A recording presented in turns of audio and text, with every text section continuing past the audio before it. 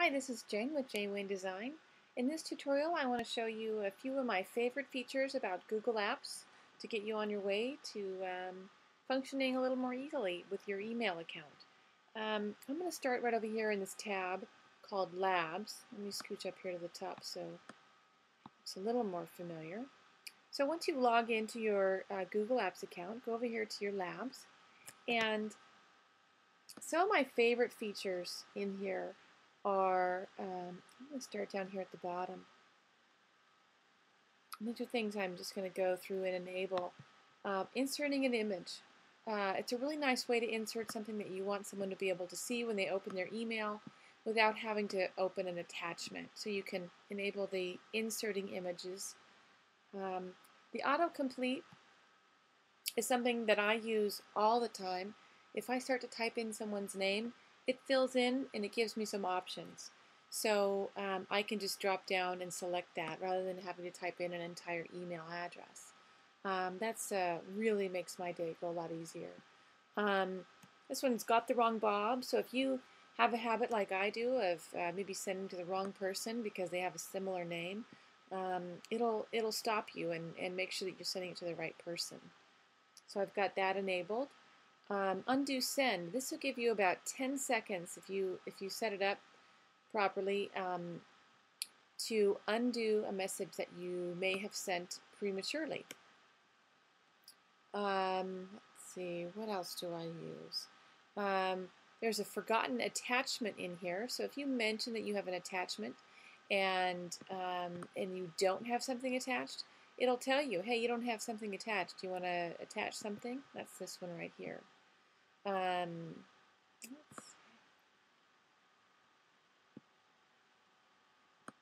You, of course, can read through here and see what suits you. But these are just some of the things I feel like I can't live without. If you're using a signature, I'm going to encourage you to enable the signature tweak.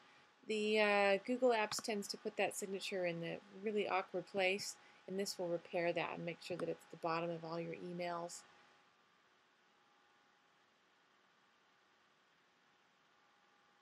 Oh, there's a canned response in here I would encourage you to use. If you're like me and you end up sending similar emails to people, for me it's a FTP access. So instead of having to type the same thing over and over again to different people, you can create a canned response, and that's in here as well. And that way you can just select a particular response. You can create as many as you want to, and send that as opposed to retyping in the same email over and over again. Okay, so I'm going to make sure I save those changes.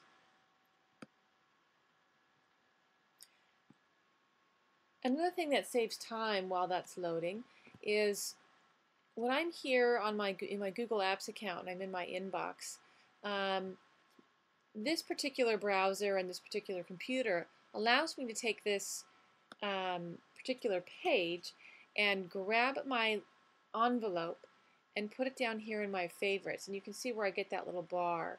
And since I've done that already, I've changed that to my inbox. So now whenever I want to go to my inbox, all I do is come down here and click inbox, and it brings me right here to my Gmail or my Google Apps account. And that'll save me a few steps rather than having to go through that whole Google/A and then logging in. Oftentimes you're going to have to log in anyway, because it won't keep you logged in all the time, but it will keep you logged in for quite a while. Another feature I really enjoy about this is this calendar. If you click over here to the Google Calendar, it has a lot of really great features, but my favorite aspect about this is that it can be synced with your iPhone or your BlackBerry. So, and that's over here in your sync settings. And if you want to learn how to do that, if this isn't clear enough for you, let's see what it says here.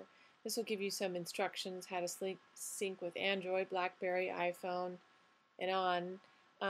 There is a video tutorial here. I just typed in sync Google Calendar and I got this